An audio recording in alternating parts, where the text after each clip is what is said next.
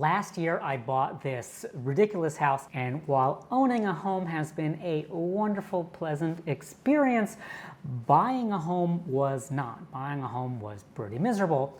And now that I've had a year to reflect and look back on the things that I did right and the things that I did wrong, I thought that I would go ahead and make a complete buying house guide. Some of this will be specific to foreigners because we have a different sort of problems when we're trying to buy a house in Taiwan, but a lot of this is general, so if you're Taiwanese and thinking about buying a house, I think this will help you too. First things first, looking for a house online. So the biggest house platform is 591.com.tw, and they have an app. It makes it look pretty easy. The number that they list for the size of the house is also going to include all of this public area where the hallways are, where the stairs are, where the elevators are. They're going to count that. So if you look at a house and say, oh wow, 50 ping, this is really big, it might only be like 30 ping. So just keep that in mind, that when you're looking for your size requirements, you need to look bigger than you actually want. The prices listed are generally negotiable. Like my house was listed at almost $2,000 and I bought it for $16,500. I think that's reasonable for what to expect, is to be able to negotiate about 20%. When you go check a house, try to find any water damage. This also includes fresh paint because these things can be painted over. So if you see any areas that look like they were freshly painted, think about why would they be freshly painted. Water especially comes in from the roofs, from the balconies, between the bathrooms and the rest of the house. Even if it's a brand new building, it can still have bad weather sealing. Even if it is not on the top floor, you can still have water that's coming in from the outside. So check around, look for stains in the paint, look for falling paint, peeling paint, look for chips of concrete that might have fallen, and also kind of consider the house. Is it being lived in? Are people taking showers regularly and taking baths regularly? Is it the rainy season? Keep that in mind when you look for rain damage, because it just might not have rained. If you find these kind of things, then it's not necessarily a deal breaker. Like anything can be fixed, but you need to be aware of what you're getting yourself into. When you look at the house, agent or the seller should give you some kind of report about the house. This is Taiwan law, okay? They have to have it. They're not required to just show it to you at a viewing, but if you're moving forward, it's something they definitely need to show you. And if they're not giving you all the information up front about the condition of the house, that's a red flag that something might be up. In that report, it's going to talk about, are there any weijin? Are there any illegal places? Is there a chilo, or some part of the sidewalk that is not yours? Is the roof leaking, or are there any leaks in the house? They have to either check on the form, yes, it's leaking, no, it's not leaking, or I don't know if it's leaking or not. It's going to have all these other things about the building. Absolute nightmare to find out later that maybe you bought a nice farmhouse somewhere, but the road to your farmhouse is not a public road. It's owned by some neighbor, and they're deciding whether you're allowed to drive in it or not, and then you have to sue them. You don't want that kind of disaster. So you need to get all of this information up front, and you need to ask these questions, because a lot of times if you don't ask, they're not going to tell you. I have a friend who bought his house. He wanted to put a huge amount of solar on his roof. It was perfect for his roof, but then when he applies, IDN says, no, you can't do it because all of this is weijin. The hell is an illegal roof? He didn't even know to ask that, and they didn't volunteer that information, and so he got screwed, and that's very expensive for him because he was depending on that income to subsidize his mortgage. Anything that is not made of concrete and look like it was part of the original construction, ask if it is weijin and ask about it in writing, because when you find out later, you need that record. Start asking these questions in writing through line or email, something that you have a record of, so that you can prove you asked those questions later. This helped me out incredibly much when I started having problems with my house. Boom, here's a record. That was critical in avoiding going to court, in reaching a settlement, all of these things. Keep records. This is important. Keep records of everything that you think might be a problem later. Look at the houses nearby on the street. Do houses nearby have those things in the door, like these two slots in the door where they can drop in a piece of wood or metal to block off that door in case of a flood? My old house that I used to live in before, it had these floodgates that were installed because of Typhoon Maracote over 10 years ago, and it never flooded since then, but it just flooded with the most recent typhoon. All 2 floors of the parking garage completely flooded, a meter of flooding on the first floor. Check the slope of the land. Where's the water going to drain? Taiwan, it can suddenly rain a huge amount. This is not something you want to find out after you move in. These are definitely things that you got to check out when you look at your house. It's not all doom and gloom. It's not all bad stuff. When you come and check out a new house, you should look around and think about all of the creative ways that you're going to make that house your own. How are you going to do the lighting? How are you going to do the bedrooms? The bedroom is the room that you will spend most of your time in. 8 hours every day, you will be sleeping in a bed, and so it is important to have a comfortable one. In this room, I have the Emma hybrid mattress. Emma is also the sponsor of this video, and they are the most awarded mattress brand in the world with over 7 million copies sold. And although they have an 100-day sleep better or your money back guarantee, I've actually been sleeping on an Emma mattress for over 400 days, and I feel great. Nothing will improve your life like a good night's sleep. And waking up in the morning without back pain, without neck pain, has really made my life a lot better and made me a more happy and productive person. That takes more than just a comfortable mattress. You're also going to have to pair it with a comfortable pillow. This is Emma's new Black Diamond pillow. It's very, very comfortable. And of course, like Emma's other pillows, it is also adjustable. Just add or remove layers inside, and you can change the thickness so that it perfectly matches your neck. I'm too old to find that amusing.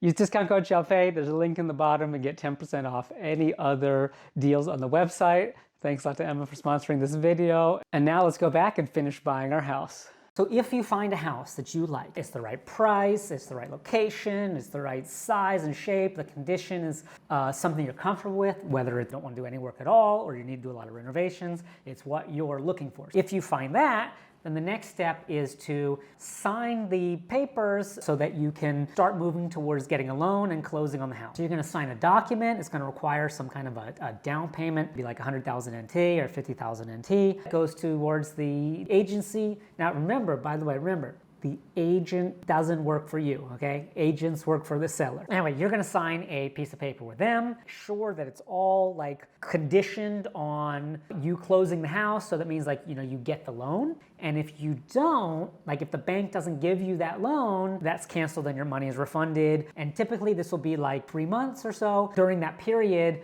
the owner is not allowed to accept any new offers on the house. So getting a loan in Taiwan was a very weird experience. It's a very different experience than it would be to get a loan in America. And as a foreigner, it also means like there's one additional problem. I would say always go for the smallest down payment you can get. In Taiwan, if you're a first-time home buyer, you know, you're gonna get like, a sub 2% or around 2% interest rate.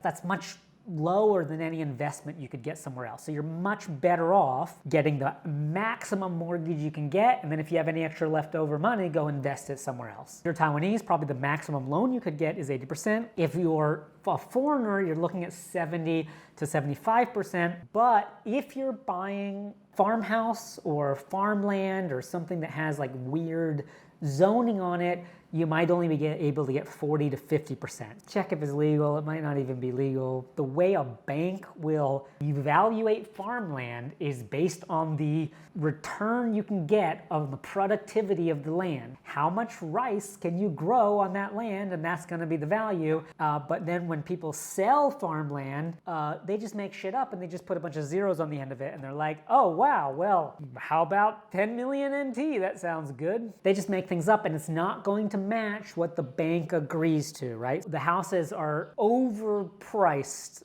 I would say. I think this is probably a common opinion in Taiwan, that the disconnect between people's salaries and the houses they live in is rather extreme. You're looking at 20 years of income, buy a house. Even if you have a high income, yeah, it's kind of dumb. Just keep in mind you're going to have a much bigger mortgage than you would expect because there's a low interest rate. Monthly payment might still be reasonable. However, you're going to have to convince the bank to give it to you. There's two ways to do this. One is your income tax statement. So whatever you filed for your income tax, you're going to have to show that, or you can just show your salary stubs for the last 6 months or so, and also your bank accounts. They're going to want to look at your assets and, of course, your income. And the way that the banks check income is a bit weird. They actually just look at your bank account for the last 6 months, go into a bank, print out all your statements, and they're just going to look at how much income's coming in and how much expenses are going out. They're going to ask questions about it. So I'm just going to wager a guess here in Taiwan. There's a lot of people who have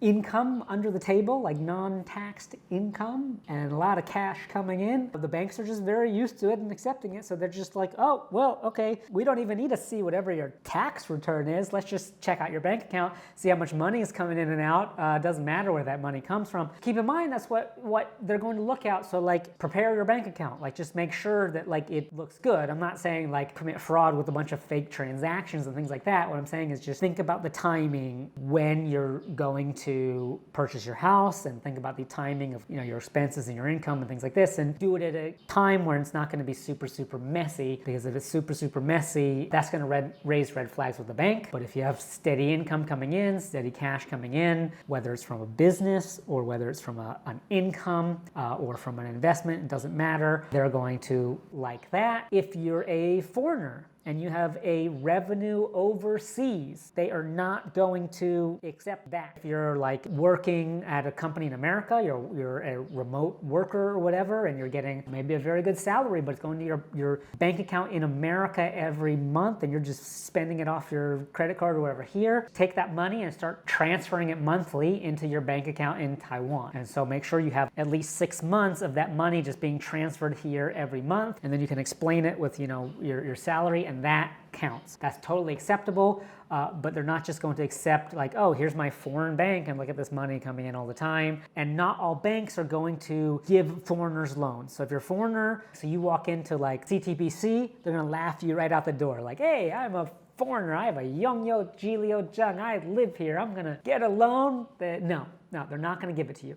But the smaller banks will. I got my loan through Taiwan Business Bank. It had a minimum 30% down payment, but they did give me a 30-year mortgage, which was nice. Of course, because we're not Taiwanese, we're not going to qualify for the first-time home buyers interest rate discount. So if you're married, put it in your spouse's name. That, of course, will make things easier. But if you're not, just keep in mind you're going to be paying a higher interest rate than Taiwanese people do. There were other banks, too, that I talked to. I'll list some at the bottom. Some of them said, like, okay, 25% down payment is fine, but we're giving a maximum 20-year mortgage. So you're gonna have to shop around. Best thing, and this is like, it helped me. The best thing is go around to all your friends, especially your friends who do business, especially your friends who already have houses and mortgages, and ask them to introduce you to somebody. In Taiwan, it is all about the guanxi, okay?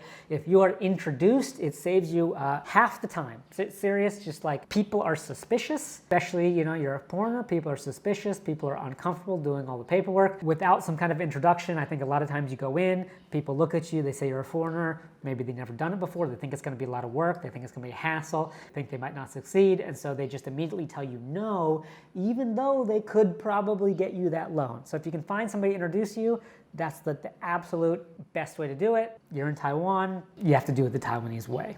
We found a house. It's a good one. They are willing to give you the mortgage. Boom. Good. Now you are ready to close on your house. When you go into closing, it's going to go into a contract that is signed by you, the seller, and an intermediary. This is important. You need your own intermediary. Don't rely on the agency.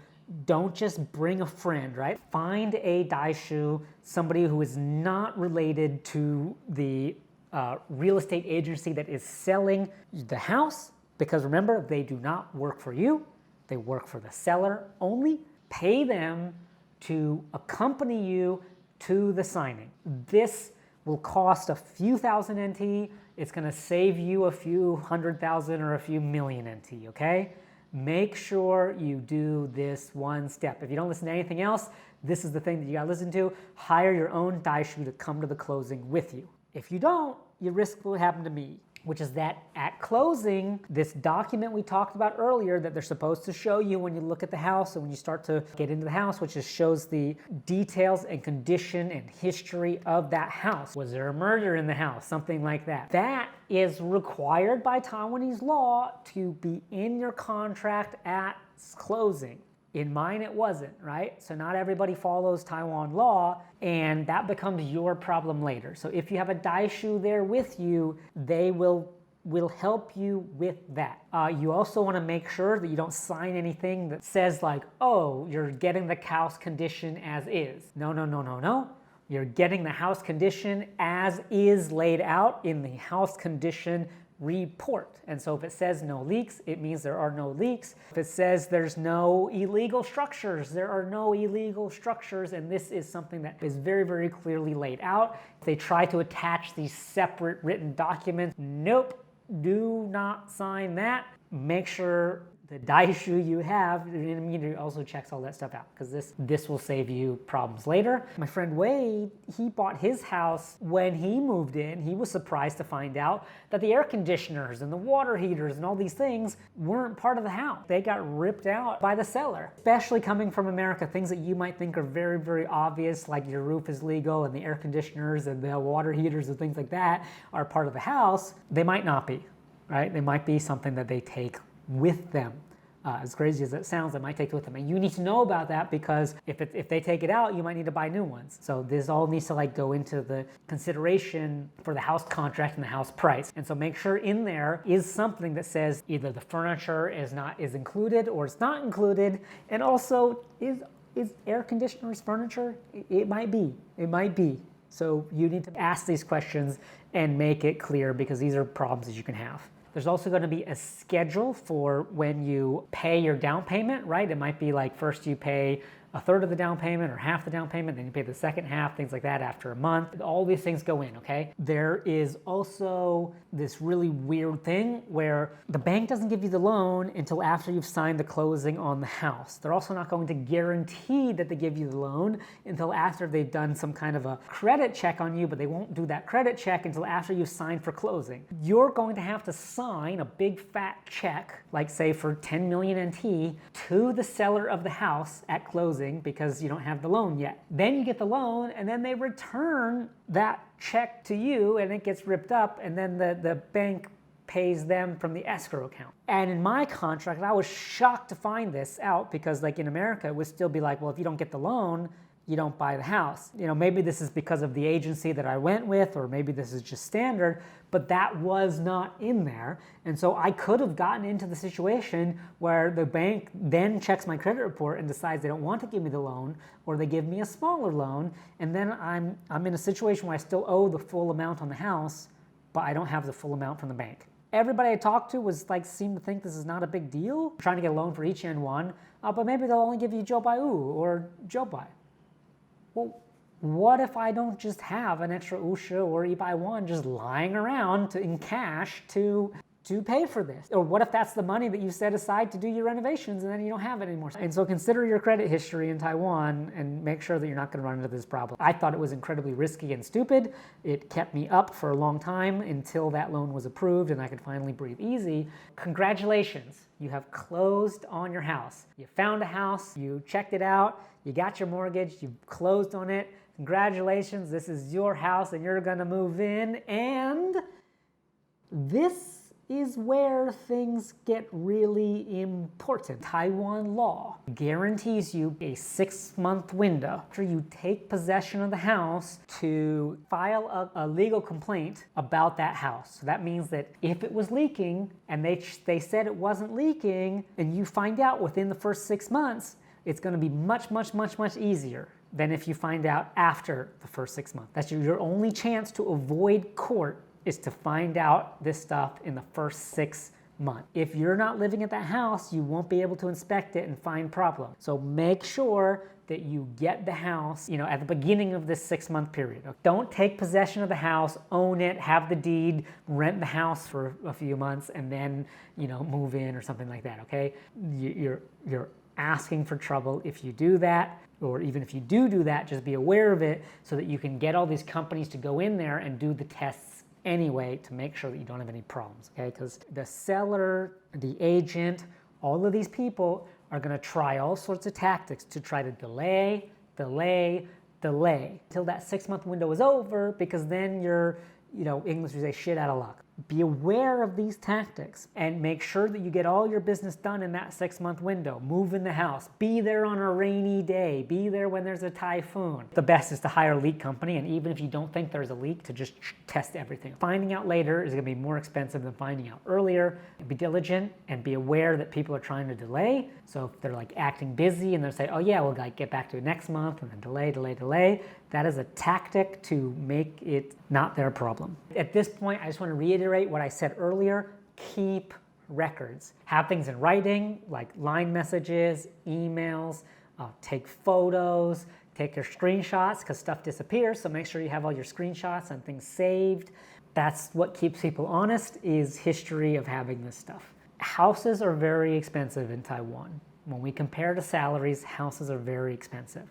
So any small problem can be like 1 year or 2 years or even more of your salary. So when you think about this, like, oh, maybe it's not a big deal, house renovations are expensive. Redoing a bathroom is like a 1-year salary. Fixing a roof is like a 2-year salary. If it's a really serious problem that was hidden and is not as simple as just redoing the waterproofing on the roof, it could be more than the house is worth. Don't brush things off. Simple thing, like you suddenly find out as you're moving in and the seller's moving out, they're stealing all the air conditioners, and you thought they were going to leave there, and now you have to buy 4 air conditioners. That's a lot of money. Anything like this can be a surprise expense. I talked a lot about all the bad stuff. Okay, that's not meant to scare you. Actually, owning a house is really, really nice. For me personally, it's like giving me a sense of permanent. I always felt like I'm a traveler. Now I have a house. Now I feel really like I'm a resident, even if the Taiwanese government often says, haha, you can't do this, you can't put solar on your roof, you can't do these things because you're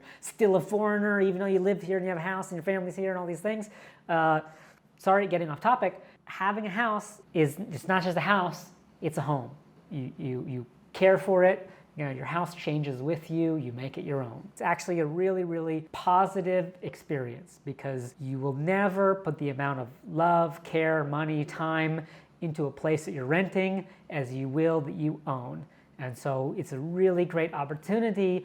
Make your house and your lifestyle and your comfort and everything the way you really, really want it to. And so I really wish everybody luck on this journey, especially if it's your first home. It's really life-changing. It's really cool. It's really fun, especially for the young families out there, or people thinking about starting families. Maybe you're going to have kids. It's going to affect the way you remodel your house. Maybe you chose your house because it's next to the school district you want to be in. These are all super important things. Congratulations on your future house purchase, and don't get dissuaded by all the things I talked about today. Go for it, get it done, have the life you always wanted. My future videos coming up. I know it's been a year, we had all sorts of problems I'll get into later, but the next videos I'm gonna come out with are about renovation. Finally doing the kitchen, and after that we're doing the bathrooms, and we got stuff going on the roof. There's a lot of stuff that's gonna happen later this year, towards the end of the year, so stay tuned for that, and I'll give a similar guide to how not to have problems when you're renovating, because as usual, I do things wrong and then learn from the experience. And then you can learn from my experience, and so you don't have to do anything wrong. You won't have the problems I had. So thanks a lot. Thanks for watching. I think I've talked long enough.